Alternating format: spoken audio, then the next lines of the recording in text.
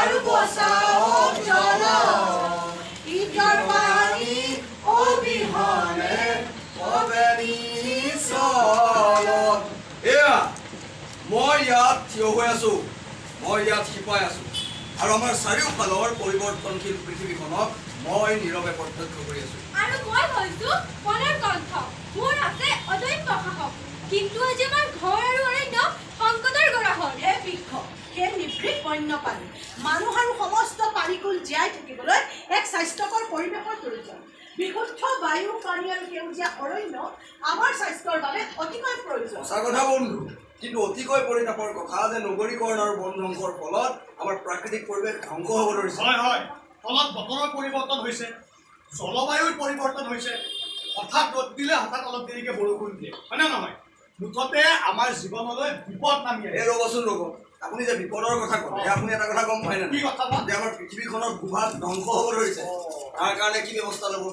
ব্যৱস্থা ল'ব নিৰ্মল বতাহ আৰু বিশুদ্ধ পানীৰ কাৰণে আৰু আমাৰ প্ৰকৃতিক সংৰক্ষণ কৰিবৰ কাৰণে কি ব্যৱস্থা ল'ব আমাৰ বাসস্থান হ'ব সুৰক্ষিত হোৱাৰ আশা আছেনে হয় আশাৰ পৰিকল্পনা দুইটাই আছে আমি আমাৰ গছ গছনি আৰু জীৱ জন্তুসমূহক সুৰক্ষা প্ৰদান কৰিব লাগিব আপোনাৰ খবৰ বাবে আছে সুখবৰ এজেঞ্চি ফ্ৰেঞ্চাইজি দ্য ডেভেলপমেণ্ট চমুকৈ AFD সমৰ্থনত অসম চৰকাৰে বন জৈৱ সংৰক্ষণ অসম প্ৰকল্প আৰম্ভ কৰিছে আৰু এই প্ৰকল্পটো বন জৈৱ বৈচিত্ৰ্য সংৰক্ষণ অসম প্ৰকল্প ভাগ 2 হিচাপে নামাকৰণ কৰা হৈছে ইয়াৰ উদ্দেশ্য হৈছে স্বাস্থ্যকৰ পৰিৱেশ তন্ত্ৰ আৰু সুখী সমাজ গঢ়াৰ বাবে কাম কৰা এই প্ৰকল্পটোৱে কি কাম কৰিব আমাৰ বনাঞ্চলৰ ওচৰে পাজৰে যিসকল লোকে বসবাস কৰে তেওঁলোকে প্ৰয়োজনত কি কৰে হঠাৎ গছ এডাল কাটি দিলে আৰু প্ৰয়োজন হ'ল হঠাৎ জীৱ জন্তু এটা চিকাৰ কৰি মাৰি পেলালে তেওঁলোকে যাতে তেনেকুৱা কামবোৰ নকৰি অন্য উপায়েৰে উপাৰ্জনমুখী হ'ব পাৰে তাৰ বিষয়ে চিন্তা চৰ্চা এই বন্য অঞ্চলৰ ওপৰত নিৰ্ভৰশীলতা হ্ৰাস কৰি বনবাসীয় লোকসকলক বিকল্প জীৱিকা প্ৰদান কৰিব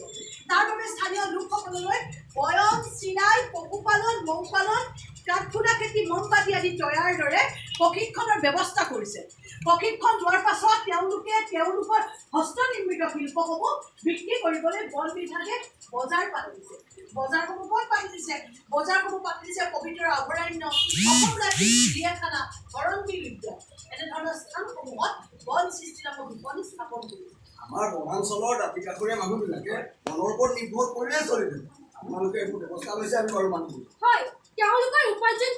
উপাৰ্জন সৃষ্টি হ'বলৈ কম লগতে বজাৰৰ অভাৱ সেয়েহে বনজ সম্পদসমূহ অত্যাধিক ব্যৱহাৰ কৰিবলৈ বাধ্য হয় হয় এই প্ৰকল্পটো একেবাৰে গুৰুত্বপূৰ্ণ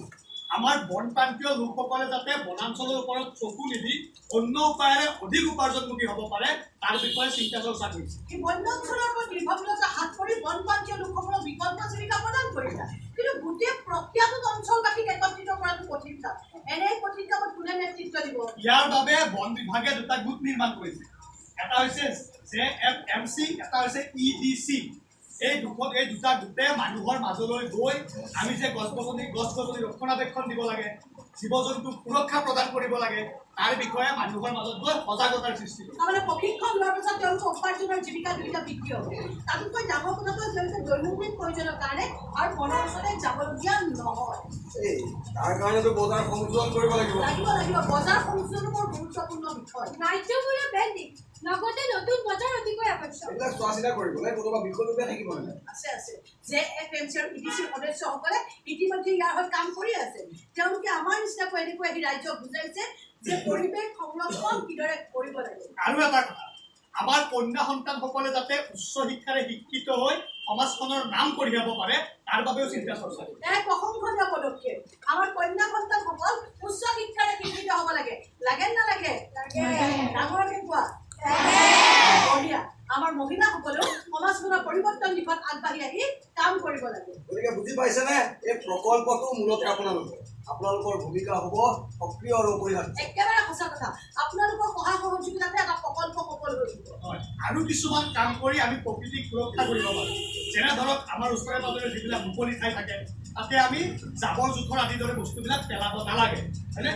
আৰু যিবিলাক থু আমি থু পেলাই দিওঁ হয়নে সেইবিলাক মুকলি ঠাইবিলাকত পেলাব নালাগে হয়নে আৰু এটা কথা এটা প্ৰয়োজনীয় কথা আমি প্লাষ্টিক পৰাপক্ষত ব্যৱহাৰ কৰিব নালাগে হয়নে আৰু আমি কি ব্যৱহাৰ কৰিব লাগে জাবৰ জোথৰ পেলাবৰ কাৰণে ডাষ্টবিন ব্যৱহাৰ কৰিব লাগে হয়নে ডাষ্টবিনটো সঠিক ব্যৱহাৰ কৰা নে যদি নকৰা কৰা ডাষ্টবিনটো সঠিকভাৱে ব্যৱহাৰ কৰিব ন আৰু প্লাষ্টিক যিমান পাৰোঁ আমি বৰ্জন কৰিব লাগে তাৰ ফলত আমি কি ব্যৱহাৰ কৰিব লাগে কাপোৰৰ বেগ কাগজৰ বেগ এনেধৰণৰ বস্তুবোৰ ব্যৱহাৰ কৰি আমি প্লাষ্টিক বৰ্জন কৰিব পাৰোঁ লগতে আমি জৈৱ পচনশীল সামগ্ৰীসমূহ এটা এটাকৈ বাছনি কৰিব পাৰোঁ এই যে বিদ্যুৎ আৰু পানী